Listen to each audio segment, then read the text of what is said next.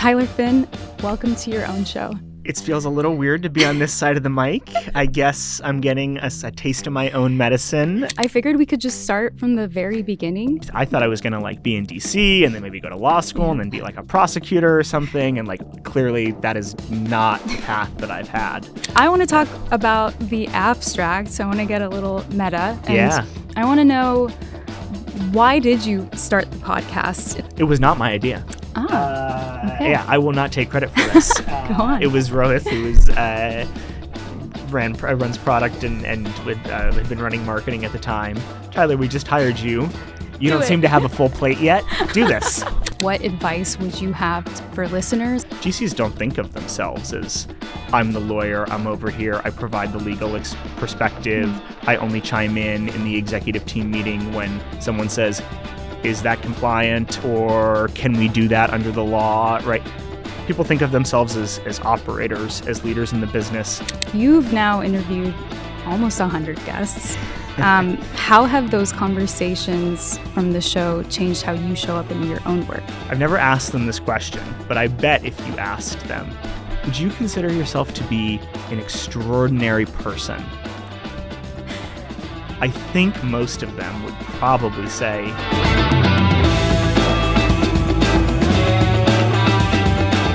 what does it take to build trust in a career, in a community, and in yourself? How do you turn moments of uncertainty into momentum and turn reputation into one of your most valuable assets? Welcome to a very special 100th episode of The Abstract.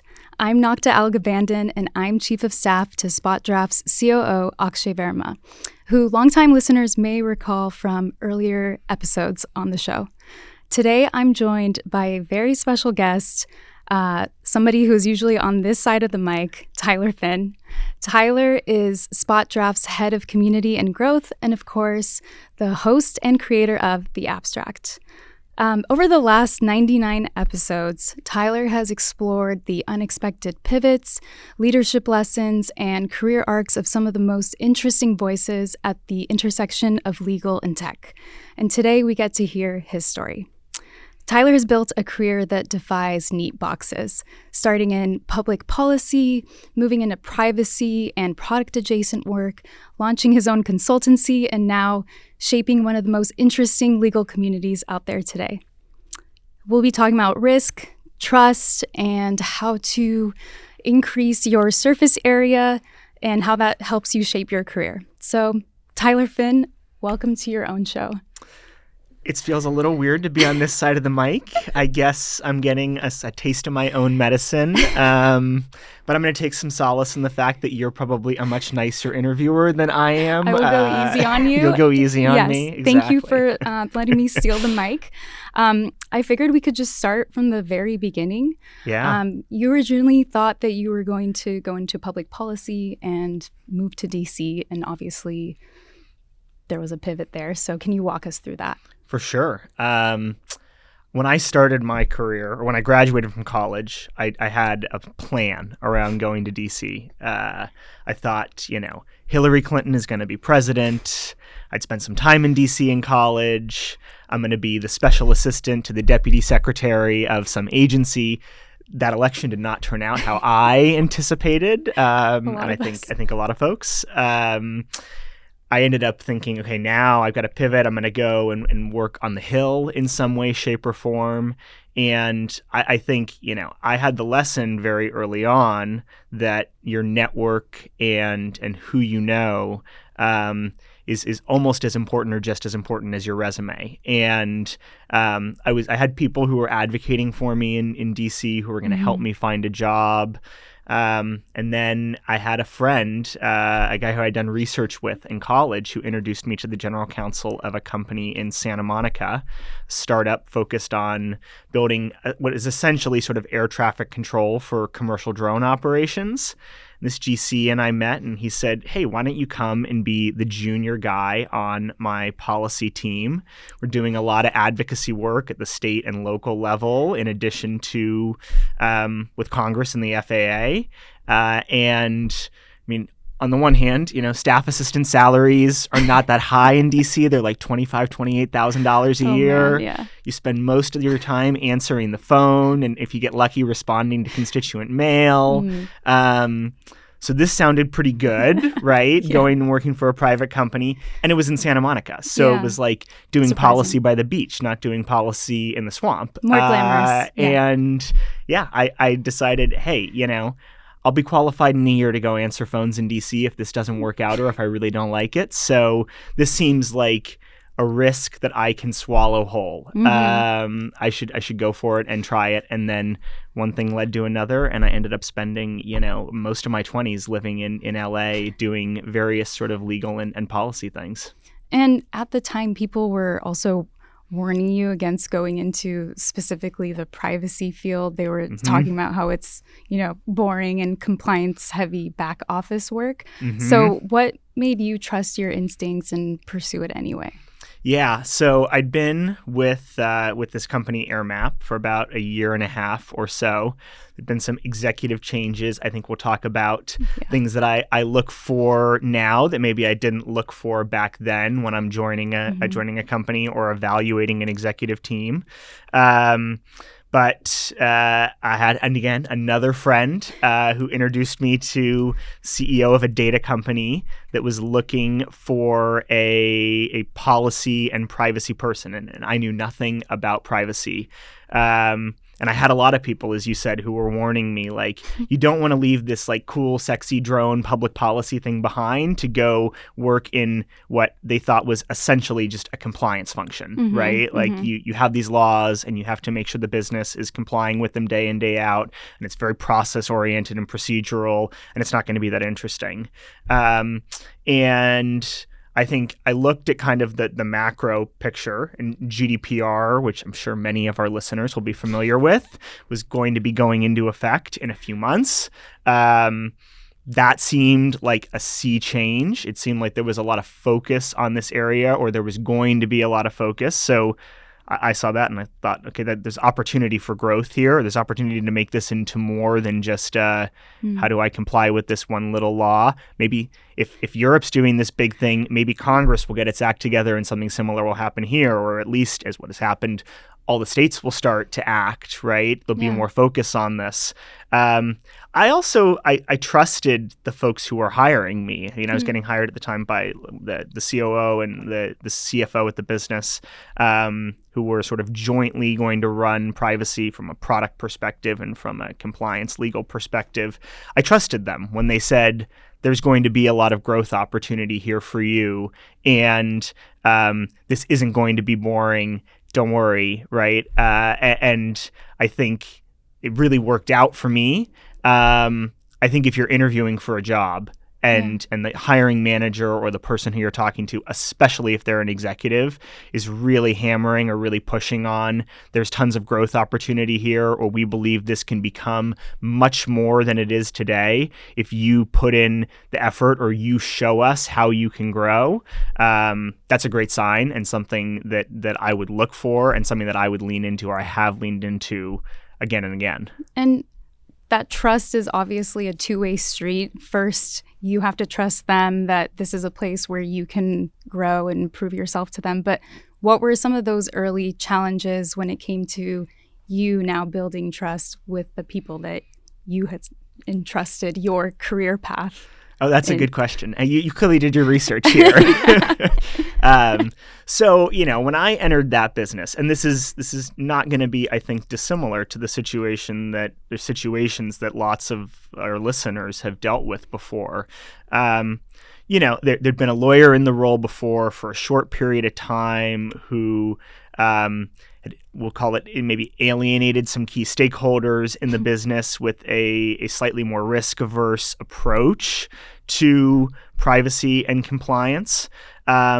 So when I stepped in, I was almost walking on eggshells a little bit, right? It's like, okay, the product managers, they want you to be here, but they're not sure what you're going to do, and are you going to be like the last person? And the sales team, frankly, probably kind of thought like, we'd rather actually not backfill that role. Yeah. We'd rather not have They're someone like there. projecting that right? trauma onto this new person that was in that old role. Correct. And did it all wrong. Yeah. And so, I mean, I think there's a few things that you do. I mean, one, like you go really deep and you not only learn the subject matter, but you also learn the company, right?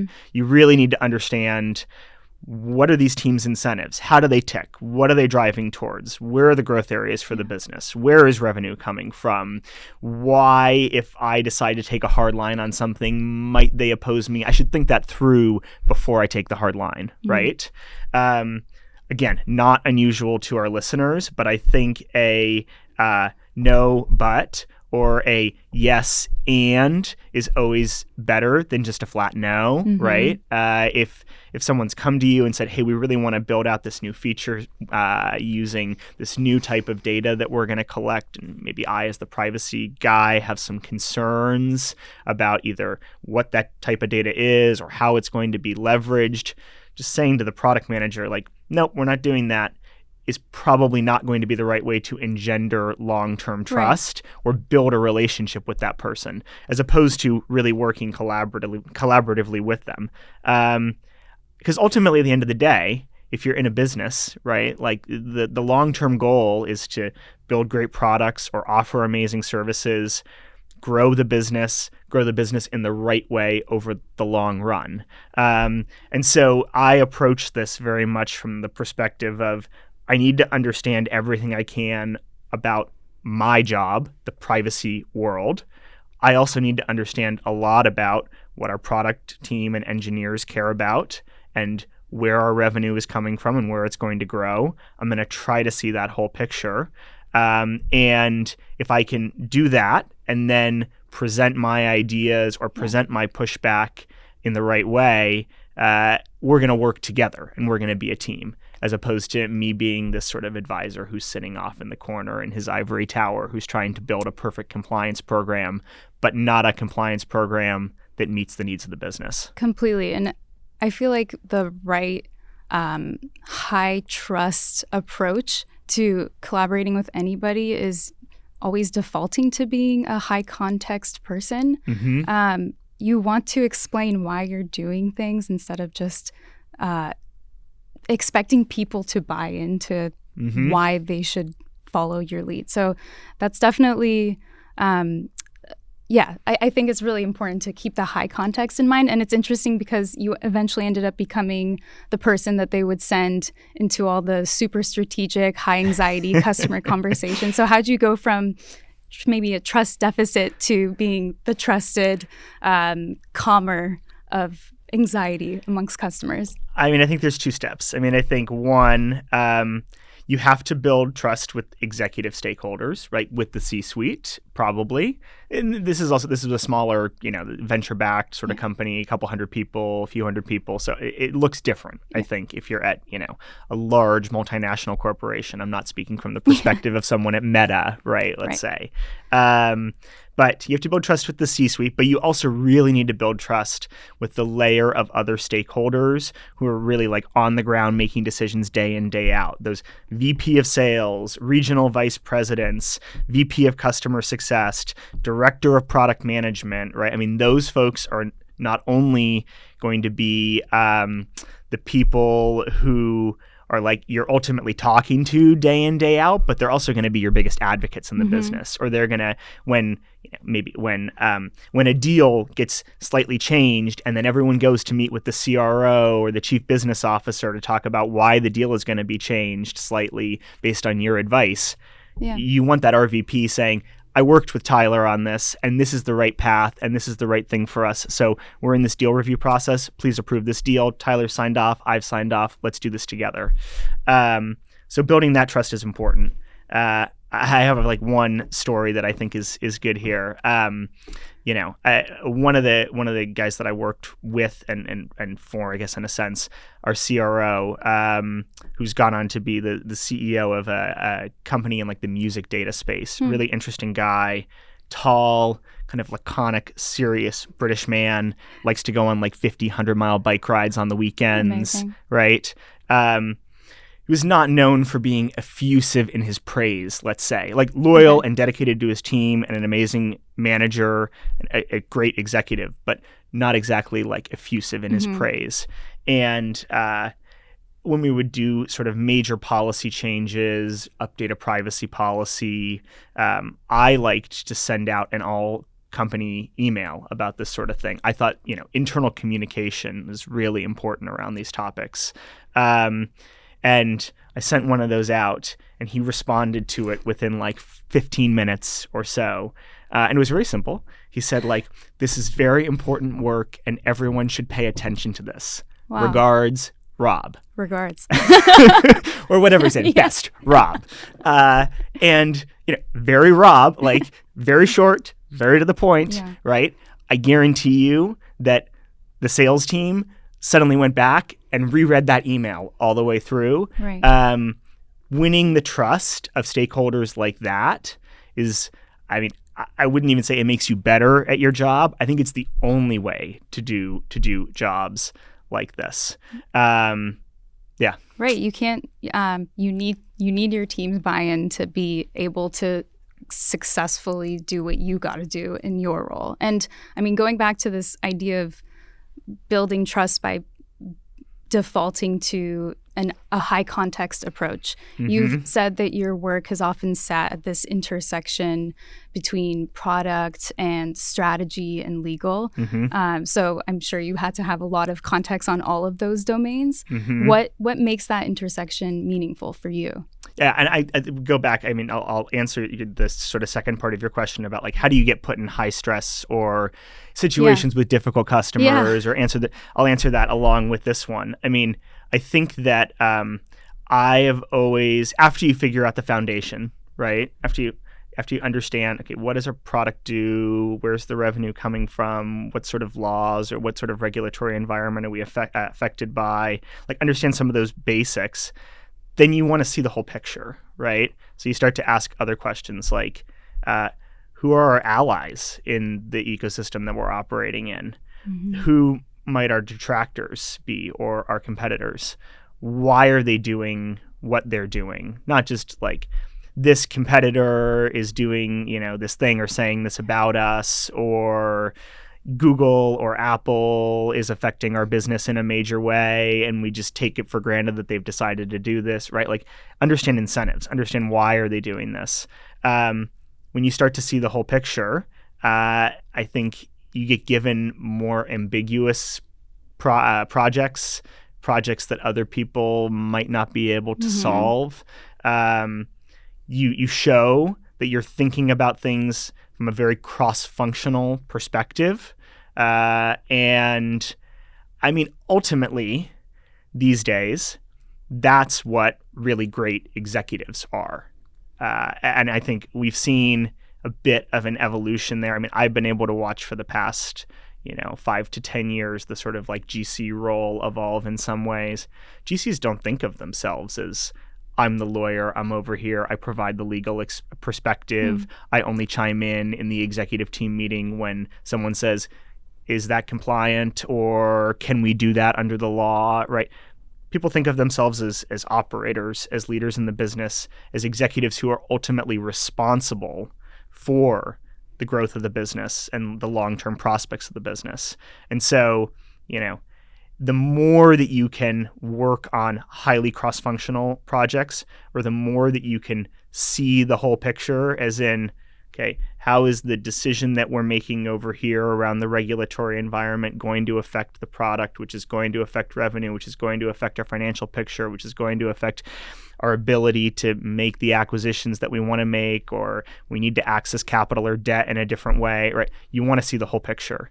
That's how you level up. Yeah, you want to make those connections that you might usually find in a different domain. How does that have an interesting impact in a different area? And I personally, as my experience in the chief of staff role for quite some time, I believe that the magic really does happen in the gray areas. Yes. not just within a work context, of course. And I know, we can talk a little more about all the inflection points over the course of your career, all of those gray areas. I mean, you eventually left a job that you were totally succeeding in. You've experienced being laid off. You started your own consultancy business. What was your mindset in those moments of sitting in the gray area and experiencing that uncertainty? Yeah. Can I say one more thing on the last question? Of course. I think the other thing about figuring out that cross-functional picture or figuring out that bigger picture is that it does take time. Yeah. And I don't think there's anything wrong with people who have, these days spent 18 months at this company and 24 months at this company, and maybe one company wasn't a good fit and they were only there for 9 months, and then they go, there's nothing wrong with that. But I think figuring out the bigger picture or having the relationships with other stakeholders in the business, or the institutional knowledge that comes along with being at a company for 2 years or 3 years or 5 years. I mean, eventually it gets stale. People probably shouldn't stick around companies for 15 years so much, at least in the space that we're operating in. Unless the company is totally evolving into a whole different Or maybe, piece, I don't know, maybe you keep getting promoted and now you're the CEO, or, Yeah. right? But I do think it takes time, right? And there's nothing wrong with showing up in a business and saying, I'm going to get this one thing done, and I'm going to do a great job, and I'm going to leave in 18 months, and that's fine, and I'm on to the next thing. Like, that's totally cool. But if you want to see this bigger picture, you need to spend time, I think, either in the company or at the very least in a sort of industry or space or ecosystem, because that's how you're going to be able to draw the connections. Yeah, and you can't upload judgment into your brain. It takes time to cultivate that. Totally. I think a lot about judgment. We can talk about that. Yeah, definitely. Navigating like ambiguity or uncertainty, I've had to do a lot more of that than I ever would have anticipated in my career. I mean, I thought I was going to like be in DC and then maybe go to law school and then be like a prosecutor or something. And like, clearly that is not the path that I've had. And I think that you can become affirmatively more comfortable with uncertainty and ambiguity. You can learn to lean into it. You can modulate your risk tolerance over time. Part of that, I think, is also how much risk you're willing to incur in other areas of your life, or the practice that you create around that, right? I'm going to sign up for, it doesn't have to be physical, but I'm going to sign up for this long race, and I don't know if I can do it, and I'm kind of scared about that. If you go through experiences where you're scared outside of the workplace, I think that you can draw on those when they show up. And it's like, I made it through this 50K trail race sort of thing. I just got laid off. I know this is going to be difficult. I know this is going to be hard, but I know I have the fortitude and I know I have the perseverance to push through it. I mean, we also tend to incorrectly think that risk-taking is in some part associated with a bit of thoughtlessness, but I think it's a skill to take calculated risks. Yes.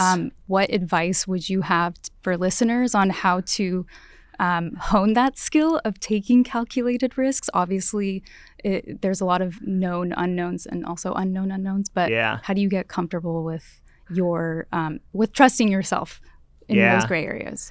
I mean, usually if you're trying to make a decision, the risk comes from a lack of perfect information, right? So you're always trying to strive for more and better information. I think it's important to trust your gut, but I also think it's important to talk to people that you respect about this. I am a big proponent of having mentors, former bosses, people that you've worked with that you think either have long life experience or deep experience in your industry, or experiences that you haven't had or perspectives that you haven't had, right?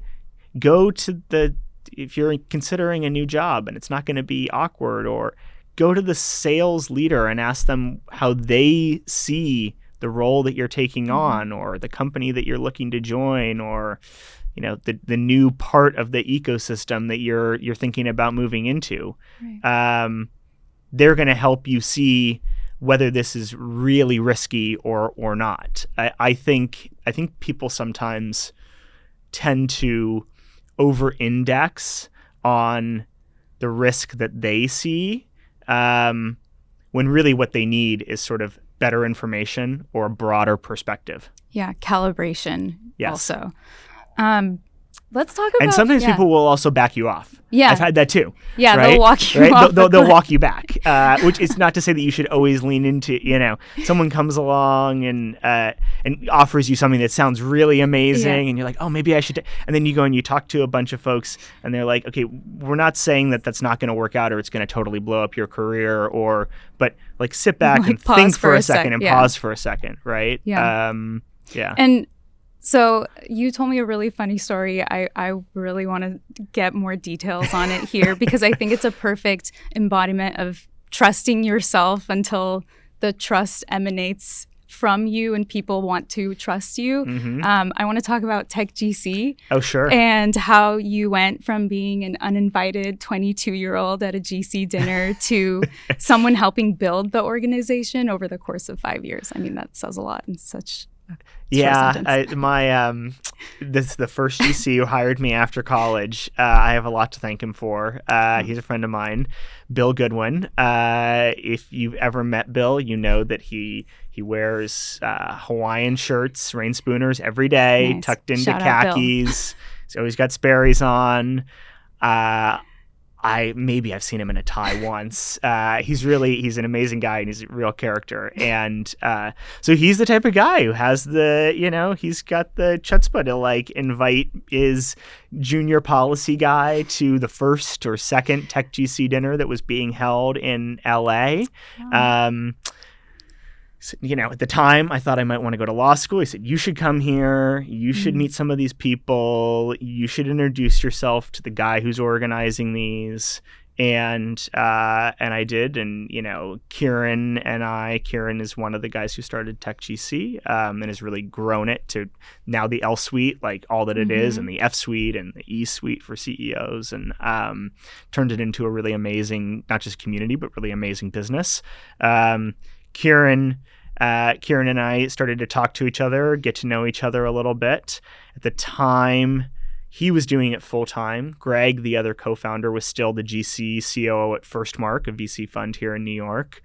They had maybe Chris was working with them doing some marketing stuff, and then like a couple of Columbia Law students, basically. And I basically raised my hand. I said, look, I'm on the West Coast. You're all in New York. You want to be doing more events here and doing dinners in San Francisco and Seattle and LA. And you probably don't want to hop on that transcon flight like every single week or every other week. Valid. And one thing turns into another, and you start to do good work. And moderated the listserv for many years, like sitting there approving emails all day on my phone quietly. I organized a lot of their webinars. I hosted a lot of their West Coast dinners. If you do good work, that the great thing about doing good work, I think, and the sort of like tragedy of doing good work is people start to give you more. Yes. So, there were, especially during COVID, when the GC community, our population was dealing with like, how do we, get people out of our offices? What do they need as they start to work from home?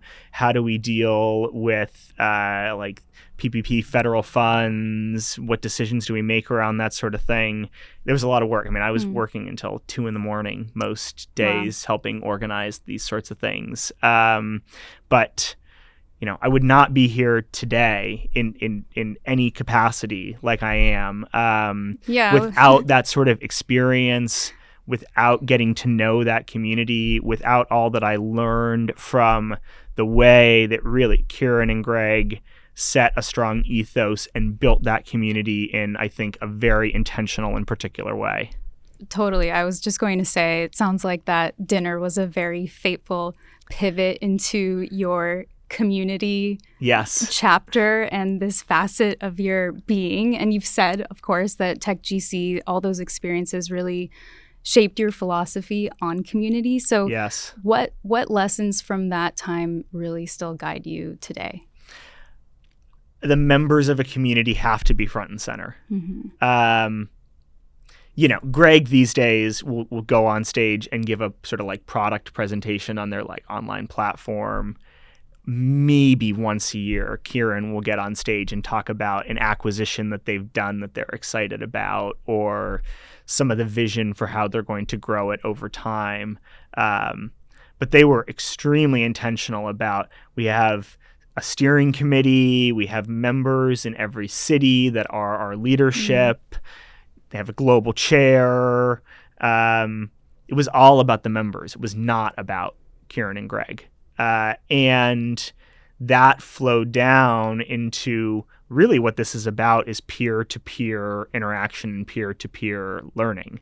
And so, we will bring in sponsors, whether they're law firms or folks like SpotDraft, mm-hmm. Legal tech providers, other sort of privacy tech vendors, insurance brokers, et cetera. We'll bring those folks in when they have an important perspective to share, or if they have something to bring to the table, but not just to fund the dinner and walk away, right? Yeah. Because really what it needs to be about is sort of peer-to-peer connection and peer-to-peer learning.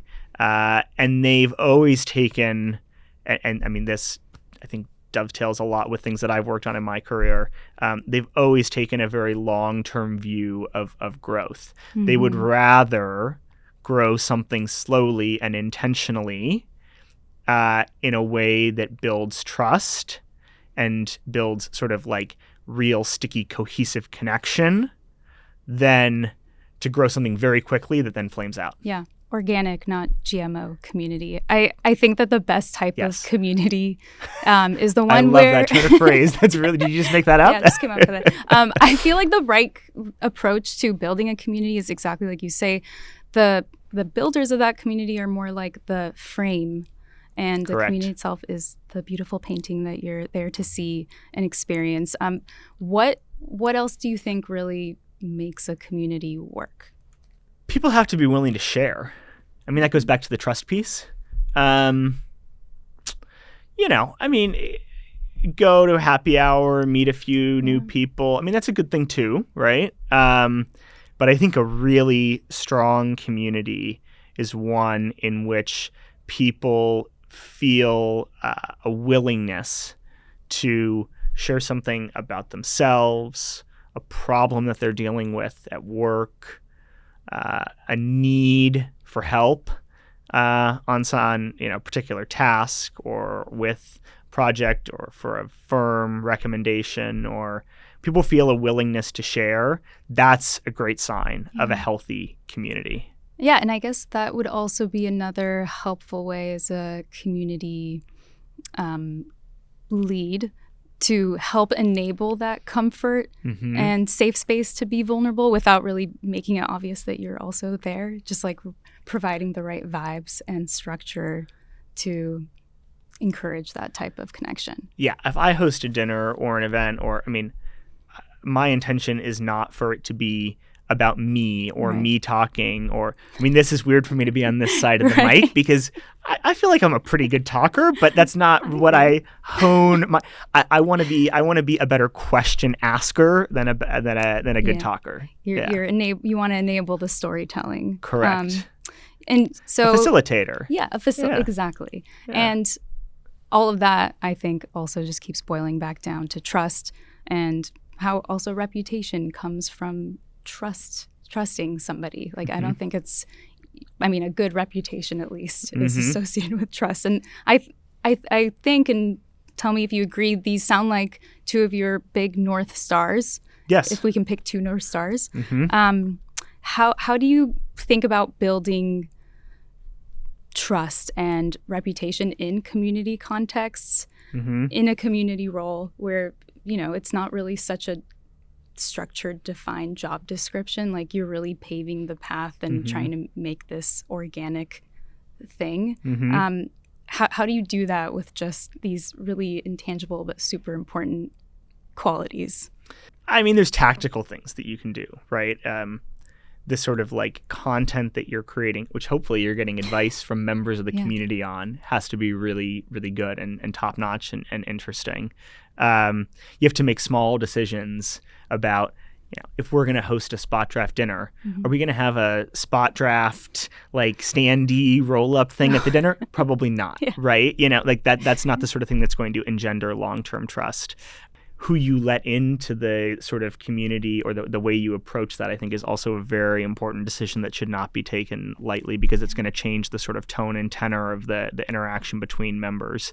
But I think a sort of broader view, whether it's community or a company that you're building, any organization, I guess I have a view that, especially in a more interconnected world in which people are very online, there's a lot of sort of constant controversy and churn. Focusing on trust and reputation, meaning, do the stakeholders that care about us trust us? Do we have a strong reputation with them? Are they going to support us? I really think that's one of the only ways that you build a long-term, durable business. I think otherwise what you're building is, and it may be very profitable for a period of time, but I think it's extractive, and it's not built for the long run. Yeah, not stable. I think trust is all about being on the same page, on the same footing. And even if you don't agree, you see how the other person sees, you can empathize. And how can anything be long-term when you're on unstable footing? And so going back to your consulting era, which is also all about building trust, like how do you build a consultancy from the ground up where people want to come to you and they trust your opinion? Like, you have to have your reputation precede you, so to speak. So SpotDraft, interestingly enough, came on your radar as a consulting client. So how'd that happen, and how did that turn into you now joining SpotDraft's team full time? Quite a journey. Yes.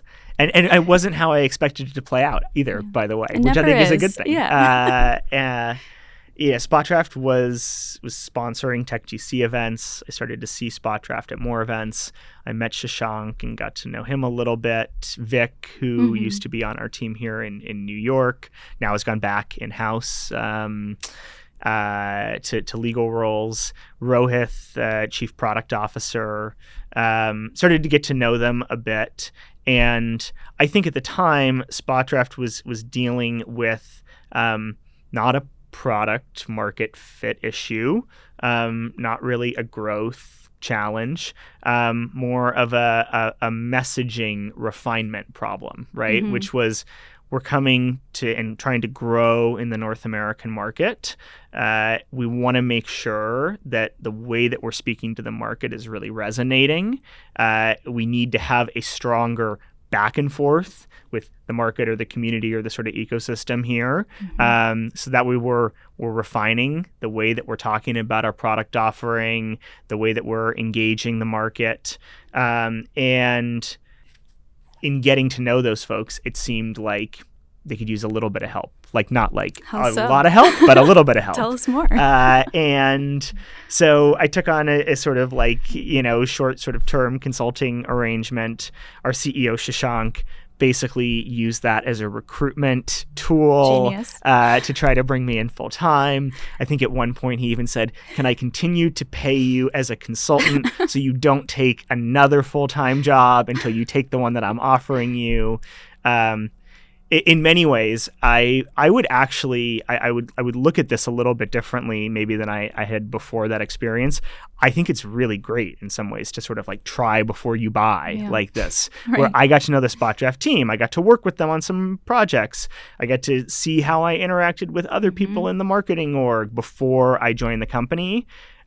Look, I understand that people don't love, like, we're going to give you a 6-month provisional period in which you're a contract. That feels a lot more like we are evaluating you and whether or not we want to keep you. And that feels a little bit different than this did. But I advise, I talk to a lot of folks who are between jobs, whether they're general counsels, commercial lawyers, privacy lawyers, or privacy managers, legal operations professionals. I advise a lot of them to stand up a consultancy. It doesn't have to be huge. You can continue to look for full-time employment while you're doing some consulting work.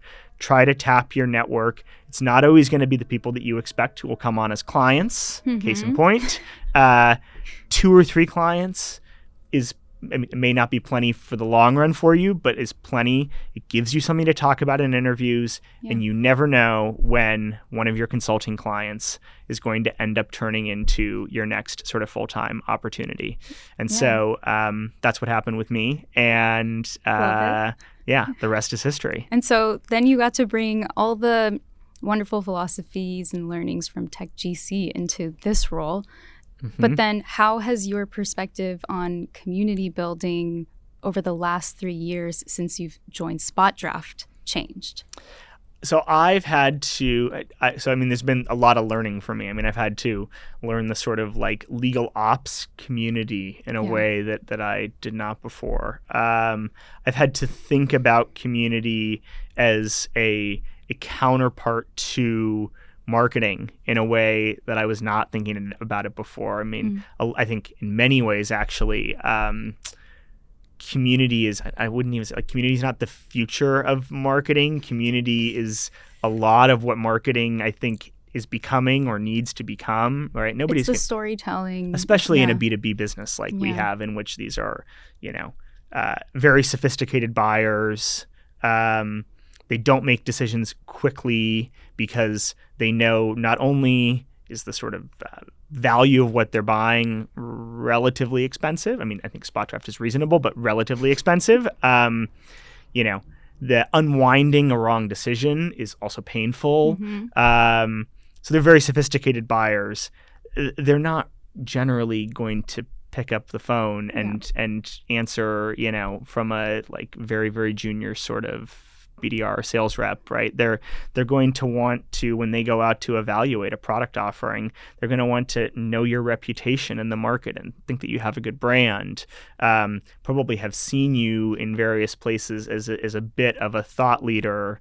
They're going to call up their peers, I think, and say, hey, who are the 3 vendors who we should be looking at for this sort of offering, or who would you recommend? So I think about community differently in that way as well. Would you agree that it's this extension of marketing? It's marketing through empathy and trust building and storytelling? Yeah, that's a good way to put it. Yeah, I think the only reason that I would say community is not or should not be, and I'm not talking about from an org perspective, I'm just talking about from a perspective, consumed by marketing or become totally part of marketing, is I think that from time to time, community should serve as a slight counterweight or counterbalance to some of what marketing or some of what sales might want to do. I think it's helpful to have someone in the business who's thinking with trust as their sort of like core lens, as opposed to demand generation, or as opposed to revenue and ARR, right? That's going to give you a longer term perspective. Yeah. One more question on, your experience, coming into a company setting. And you've said that your priorities and how you evaluate companies have changed, at least like within the context of your career path. What do you care most about now that you might not have considered earlier in your career? Well, that is great actually in the context of community, because I did not want to get hired into a role where my title was nominally head of community and then I was immediately given a quota and I was told like, you need to go out and close. That would not have been, I mean, Shashank would have never done that, but that would not have been the right fit. So, I mean, of course you have to like, if you're evaluating a company or deciding to join, you have to think about things like that. Like, what is my role going to be? Am I going to be set up for success in my role? I think that one thing that I prioritize a lot more now than I used to is who the CEO is. I've worked for six, I think. I mean, I haven't had the longest career, but 6 different CEOs at these companies. I've been through CEO transitions 3 times. Wow. You've seen a lot of leadership styles. Correct. Yeah. And there are... And by the way, CEOs and executives are people too. So no one should be expected to be perfect or the perfect leader. Some people are better at motivating their teams to accomplish incredible things. Some people are better at being super analytical and thinking deeply and cerebrally and offering great advice. Some people are better at making fast, quick decisions in a time of crisis, right? Nobody should be expected to have like every single one of these character traits all at once. And maybe sometimes those traits thrive at different stages of the company. Correct. A wartime CEO, I mean, I don't love the wartime metaphor actually, but like the wartime CEO is maybe different than the CEO that you want when the company's doing really well and has a $7 billion market cap in the public markets and growth is perfect and like 15% or 20% year over year, right? I mean, different styles might be required in those situations. But one observation would be that it's possible, but it is very rare that an executive team rung of C-suite that works with the CEO is going to be able to make up for a CEO who is really, really deficient in some area. So I try to do a lot more evaluation of what's the CEO and what's the executive team, even if I'm not joining that team, right? Who am I joining? Who are they going to be? And then also sort of like, who are the people who I'm going to be working with? Totally. Like, what is the community within the company? And even more specifically, how does the CEO view the importance of community amongst the leadership team? Yes, absolutely. I think that's super key, especially for helping make up for one another's deficiency. I mean, that's why you have a C-suite, right? Like, you're not going to be good at every single thing at every single moment. And if an executive team isn't communicating well together, if there are factions within the executive team that are constantly opposed to each other, I mean, it's tough to figure out some of this stuff in the interview process. If the executive team isn't, I like this term. I know Akshay likes this term, the sort of like, we need to like disagree and then commit, right? Yeah, we're going to hash this out around the table. Ultimately, we've decided that one person, or we are going to make a decision. We are going to pick this path. We are going to run together 100% at what we've decided. We're not going to like let you kind of like drag your feet over here to slow us down to maybe get what you want, right? I think if the executive team isn't functioning well, it's really hard for other people in the business to do their jobs well. What's something you wish you saw executive teams, C-suites do more of through that community lens?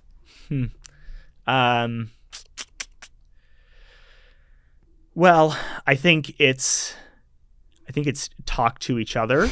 It is that simple. And then I think it's talk to the company. I think that if you leave things unsaid in an organization, if you don't affirmatively communicate with folks, it's not going to be this like quiet void and everybody keeps going about their day to day. People are going to fill in the blanks. Correct. And that's going to be way harder to rope in. The worst. Or that, definitely also happens. Yeah. It's just like so many different narratives, and then you have to reel all of them in with your company lasso, and it's just so much harder than being taking the high context approach from the get-go. This requires intention, I think, because executives especially, we are very busy people, right? Being pulled in a lot of different directions. You have to be very intentional about the way that you communicate with your business and with your people. And I mean, if we go back to the sort of like small lens of doing privacy work, you want to roll out a company-wide policy. You don't just like sit down and talk to outside counsel and decide what you're going to do and then write it up and then send out one email, right? I mean, you do the pre-work of going and talking to the different stakeholders and getting their buy-in ahead of time and making sure that they're going to be champions for you when it rolls out. And they may even be the ones that present it to their teams. And then you might preview it before you actually roll it out and let people know that it's going to be coming out. And then people need to think more. I mean, people need to think more like marketers. That's not the end of that list, by the way, but I'm not going to talk for like 5 more minutes about, right?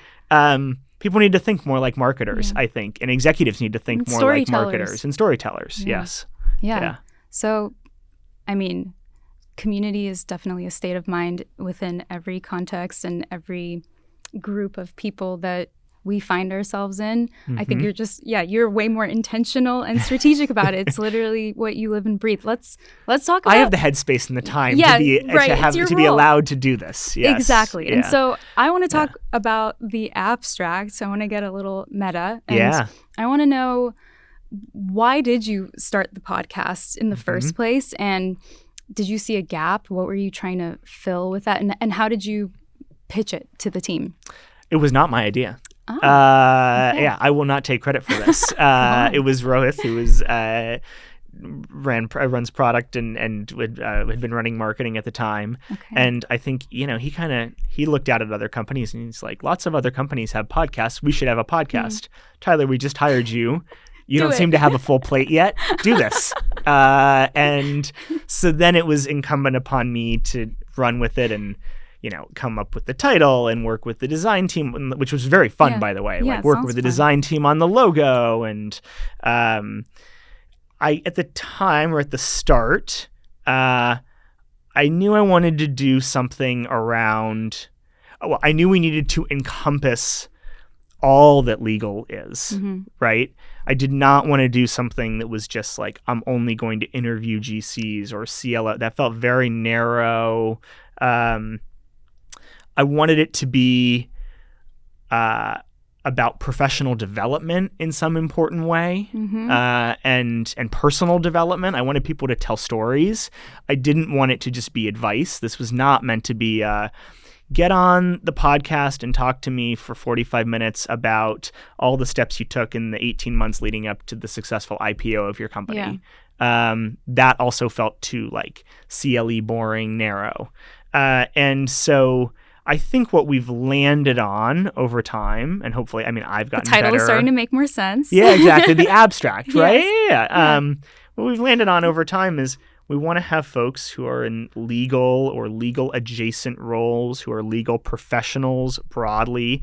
They might be GCs or CLOs. They might be a head of legal ops in a business. They maybe were a lawyer at one point in time, and now they're an executive recruiter, or they're a CEO, or they're a COO, or as Akshay likes to say, a recovering lawyer. I like to talk to them about their career paths, success that they've had, real trials they've been through, personal experiences that they're willing to share. I think, the idea is, one, there's no one right, and this is self-serving. We've been talking about my career path today, but, there's no one right career path. So there's nothing wrong with, I went to Harvard Law School, and then I went to Cravath, and then I joined Citigroup, and I've been at Citigroup for 25 years, and I have a house in East Hampton. Like, that's great. I really love that, right? That's not the typical profile or persona that I'm looking for when I bring guests on, because I want to communicate that careers are not straight lines, that you can chart a really meaningful career even when unexpected things happen. I also think over time, as I've gotten probably better at interviewing, but also as I've built more trust with my audience and also with my guests, right? Credibility with future guests. I want to have folks on who are willing to talk about really difficult moments in their careers. I mean, this could be, like Dan Haley, who has had testicular cancer twice and has been through 2 CEO changes that were totally unexpected. One where a hedge fund came in and ousted his CEO, and one where she had a massive stroke, and or like a Mark Maron who woke up and he was the GC of Barstool Sports, and the CEO of Barstool Sports like tweeted overnight, "My lawyer's and I won't swear, but like my lawyer's an idiot" on, and so he wakes up to like wild. 15,000 notifications. I don't want to have those conversations because they sound sensational. That's the word that I'm searching for. I think that other people who are going through similar experiences, or even sometimes slightly less dramatic experiences, are going to feel a little less alone if they're able to hear from one of their peers or someone that they really respect, how they've been through something like that and come out the other side. I love what this type of storytelling format enables, because I don't know, I feel like especially over the last 20 years, it felt like we were all living in these black boxes and thinking that everybody is just climbing this ladder. So if I'm not doing that, oh my God, I'm behind, I've done it all wrong, and now I can't catch up. And now you're seeing this beautiful tapestry of all these different experiences and career paths, the unexpected, and it's really, really cool what you can take away from that, and how much more interesting and insightful what you might have to offer to others can be. And so you've now interviewed almost 100 guests. How have those conversations from the show changed how you show up in your own work? That's a good question. I think I have a strong belief in sort of like grit and perseverance. And I think that my guests have borne out that is right. That does not mean, by the way, like don't take care of yourself or push everything to the side. Or I mean that more in the sense of like, challenging things or hard things are a part of jobs or roles like this. And if you take a long run view of your own life and career, you don't have to be a nihilist, right? And say like none of this matters, or I'm not going to be talking to that boss in 15 years, so I don't care, right? That's not what I'm saying. I'm saying like you can get through this, right? Like lots of people have been here before. They've gotten through this. You've been here in similar situations before. You can get through this. There's going to be a light on the other side of the tunnel. So I think my guests have borne that out. Most of these folks are people managers. A common theme or something that I've heard that I think more about today than I used to is not what impact can I individually have on this business or organization or community, but how can I create opportunities or support to empower others, or how can I support others so they can be better at their jobs or they can accomplish things. I can't write 15 blog posts for us. I mean, maybe I could. I can't write 15 blog posts for us a year, but I can coach our blog manager on how to improve the quality and topics and of the blogs that we're creating as a small example. I feel like that's a huge SpotDraft value too. Like, can't work in silos, and when winning is about winning together. If someone else is winning, that means we're winning too. This isn't really something that I practice in a day-to-day, but I think that all of the conversations with my guests, I for a long time, this is going to sound very corny, Go on. It's a safe space. I really truly believe that individual people are capable of extraordinary things and are able to make unexpected impacts on the world around them. And that does not mean that it always has to be like, I gave some speech on the National Mall in Washington, right? It's not what I'm saying.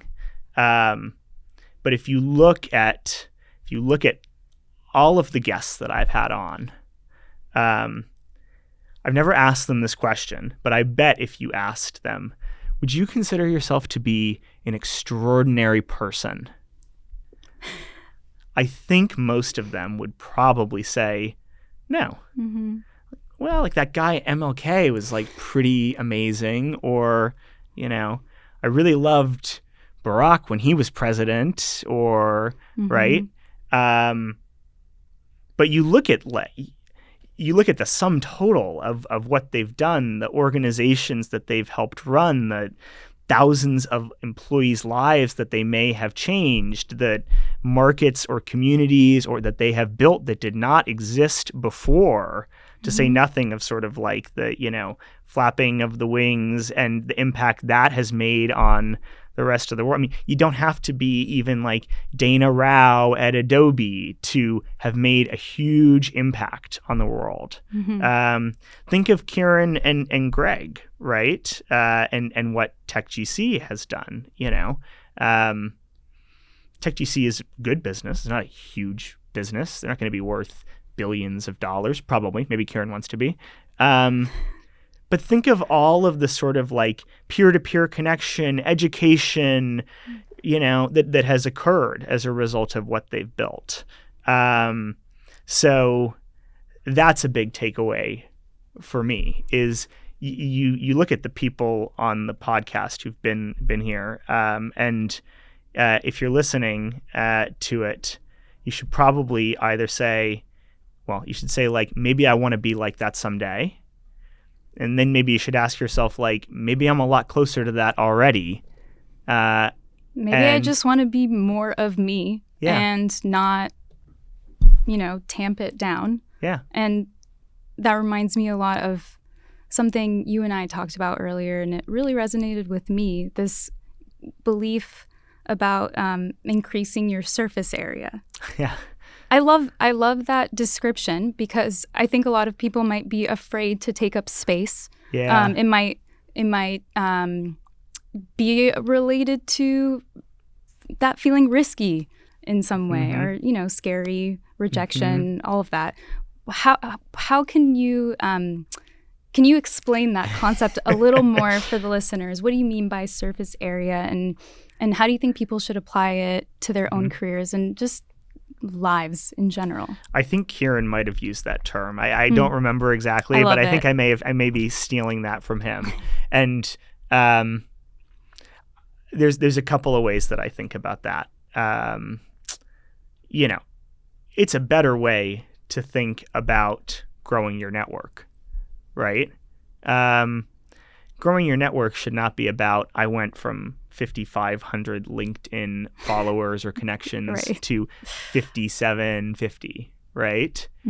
Growing your surface area means like there's a lot more people out there who are aware of me, who might be champions for me, who might support me, might want to help me get to the next stage.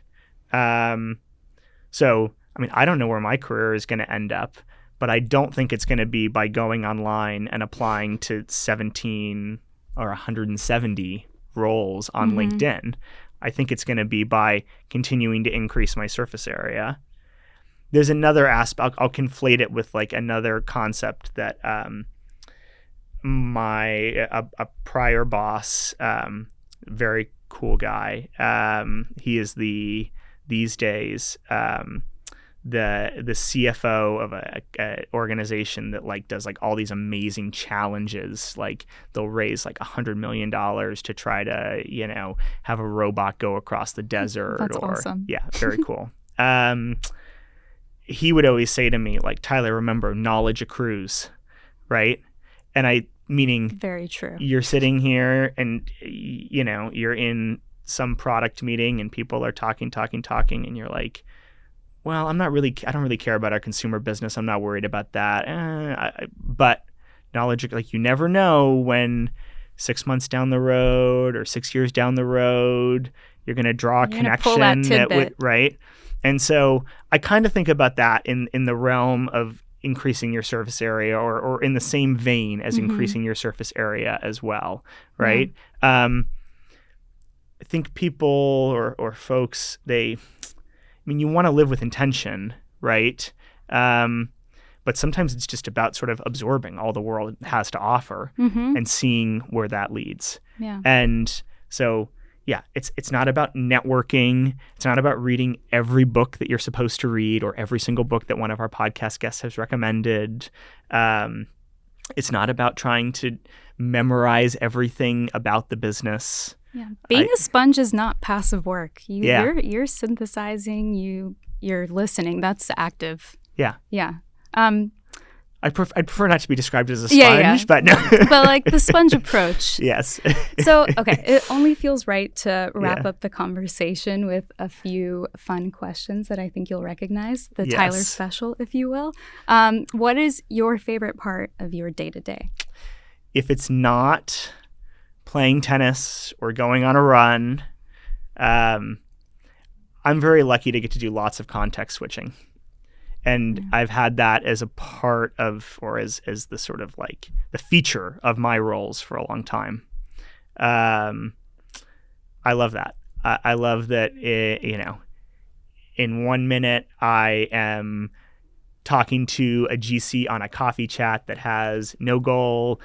Later, I'm interviewing a head of legal ops for this podcast. Then I'm working on a script. Then I'm looking at our product marketing docs and providing feedback. Then I'm like hosting a webinar. Then I'm helping, our team with talking points for some interview that our CEO is doing. I love the context switching. Yeah. Keeps it fresh. Absolutely. Do you have a professional pet peeve? I do. Who doesn't? I do. And I try to be flexible about this. I don't like being late. And I'm willing to grant that, if you live in Los Angeles, there's a lot of traffic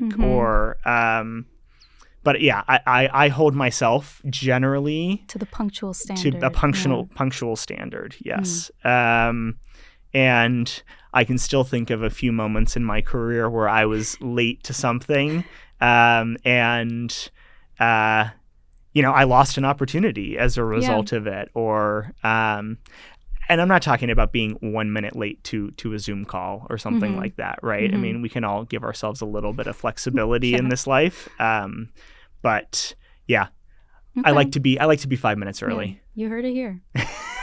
What is a book you would like to recommend to your listeners? And you can recommend more than one. I'm sure that's a hard one to narrow down. I thought a bit about this question because I knew it was coming. Makes sense. I'll recommend a business book first. I have 3 books that I think will be all different and interesting for folks to read. The first book is a businessy book. It's called Give and Take. It's by Adam Grant. I may have mentioned it in conversation with other podcast guests. He looks at the sort of, he's a psychologist, like kind of a pop psychologist, but he's very smart. He looks at the sort of landscape and categorizes people in 3 ways. He says there are people who are givers. They're willing to give without any notion of reciprocity or getting something in return. There are matchers, people who are totally willing to give, but it's more like, I bought coffee this time, so I'm not going to tell you to buy coffee next time, but you should probably buy me coffee next time. There's an expectation. And then there's takers, people who don't give very, we all know, hopefully we don't have many people like this in our lives. We've probably all dealt with people like this before, right? We've encountered them before. People who just take are very sort of self-interested. And it's been a number of years since I read the book, so I'm not going to be able to explain the sort of like whole argument and all the research. But essentially, he's looking at like, we know we probably don't want to be takers, right? But are like givers just chumps? Like, are we all being taken advantage of? And the conclusion in the research over the long run is the answer is no.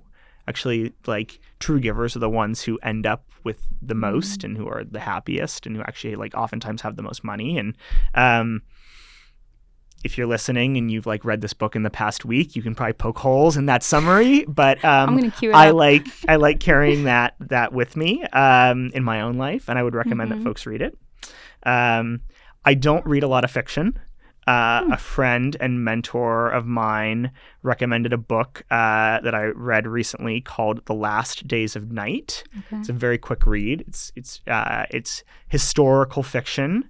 It's about Thomas Edison and George Westinghouse and their sort of fight to electrify America. Literally. And the interesting thing for lawyers, the folks who are listening are interested in the law, is that Paul Cravath, who started the firm now Cravath, Swaine & Moore, features very prominently because he was George Westinghouse's lawyer. Wow. And there's an IP sort of fight battle occurring. I think it's a fun read and like something that's a little legal related for our listeners. It was tough for me to pick like a nonfiction book to recommend for the audience. One that I like I subscribe to the New Yorker. I like long form journalism. I like that sort of journalistic style. Everyone Who Is Here Is Gone is about the sort of immigration crisis in America. I think that's a very important component of this political moment and what we're dealing with. And it's something that I didn't understand as deeply, perhaps, as some of the economic drivers or changes in Washington and Washingtonian norms that have happened. I read it before the election last year, and if you want to understand this political moment, I would highly recommend that you read it as well. Awesome. That's a very well-rounded list of book recommendations. I'm going to queue all of those up later, too. Last question. Looking back on the early days of your career, what is one thing you know now that you wish you'd known back then? This is a high-pressure question for me because I've heard a lot of different answers. And there's an obvious answer that I think that we've covered, which is that there's like no one right path and things wind in ways that are unexpected.